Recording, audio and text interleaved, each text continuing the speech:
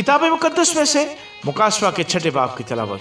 फिर मैंने देखा कि बर्रा ने उन 7 मोहरों में से एक को खोला और उन 4 जानदारों में से एक की गर्ज की सी ये आवाज सुनी कि आ। और मैंने निगाह की तो क्या देखता हूँ कि एक सफ़ेद घोड़ा है और उसका सवार कमान लिए हुए है। उसे एक ताज दिया गया और वो फतह करता हुआ निकला ताकि और भी फतह करे। और जब उसने दूसरी मोहर खोली तो मैंने दूसरे जानदार को ये कहते सुना कि आ। फिर एक और घोड़ा निकला जिसका रंग लाल था।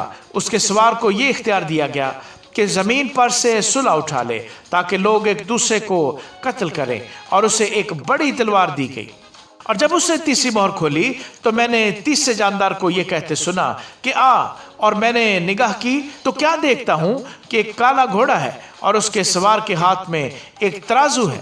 और मैंने गोया उन 4 जानदारों के बीच में से ये आवाज़ आती सुनी कि गेहूं दिनार के सेर भर और जौ दिनार के 3 सेर और तेल और मै का नुकसान न कर। और जब उसने चौथी मोहर खोली तो मैंने चौथे जानदार को ये कहते सुना कि आ। और मैंने निगाह की तो क्या देखता हूँ कि एक जड़ सा घोड़ा है और उसके सवार का नाम मौत है और आलमेरवा उसके पीछे पीछे है। और इनको चौथाई ज़मीन पर यह इख्तियार दिया गया कि तलवार और काल और वबा और ज़मीन के दरिंदों से लोगों को हलाक करे।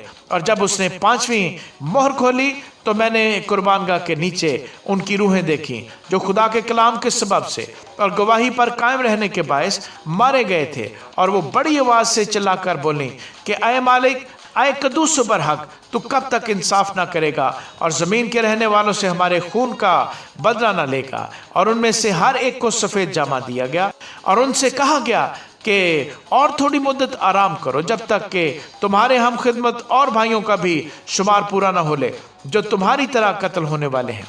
और जब उसने 6ठी मोहर खोली तो मैंने देखा कि एक बड़ा भूचाल आया और सूरज कमल की मानद काला और सारा चांद खून सा हो गया। और आसमान के सितारे इस तरह ज़मीन पर गिर पड़े जिस तरह ज़ोर की आंधी से हिलकर अंजीर के दरख्त में से कच्चे फल गिर पड़ते हैं। और आसमान इस तरह सिरक गया जिस तरह मकतूब लपेटने से सिरक जाता है, और हर एक पहाड़ और टापू अपनी जगह से टल गया। और ज़मीन के बादशाह और अमीर और फौजी सरदार और मालदार और जोरावर और तमाम गुलाम और आज़ाद पहाड़ों के गारों और चट्टानों में जा छिपे और पहाड़ों और चट्टानों से कहने लगे कि हम पर गिर पड़ो और हमें उसकी नज़र से जो तख्त पर बैठा हुआ है और बर्रा के गज़ब से छिपा लो, क्योंकि उनके गज़ब का रोज़े अजीम आ पहुँचा। अब कौन ठहर सकता है? आमीन।